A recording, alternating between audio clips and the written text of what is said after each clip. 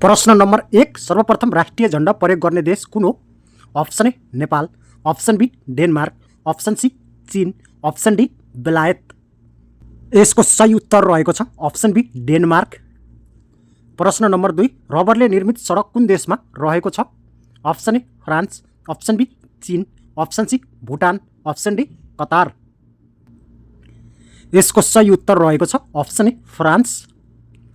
प्रश्न नम्बर 3 पृथ्वीको पहिलो मानिसलाई के नाम दिइएको छ? Option A Thomas, option B people way, option C Ramapithecus, option D कुनै पनि होइन।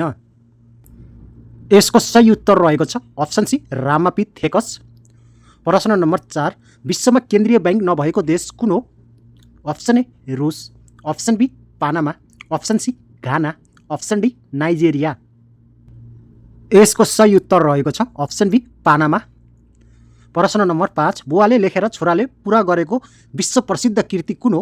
Option A the mouth, option B स्वर्गको बसाई, अप्सन सी आकाश विभाजित छ, अप्सन डी कादम्बरी। यसको सही उत्तर रहेको छ अप्सन डी कादम्बरी। प्रश्न नम्बर 6 विश्वको कुन देशमा नेपालमा जस्तै शनिबार बिदा दिने चलन छ? Option A Bhutan, option B Cambodia, option C Israel, option D Algeria. यसको सही उत्तर रहेको छ अप्सन सी इजरायल। प्रश्न नम्बर 7 भारतका सम्राट अशोकले लडेको एकमात्र युद्ध कुन हो? अप्सन ए कारगिल युद्ध, अप्सन बी सिन्दुर युद्ध, अप्सन सी कलिङ्गको युद्ध, अप्सन डी महाभारतको युद्ध। यसको सही उत्तर रहेको छ अप्सन सी कलिङ्गको युद्ध। प्रश्न नम्बर 8 विश्व प्रसिद्ध डायना देशीको मूर्ति बनाउने व्यक्ति कुन?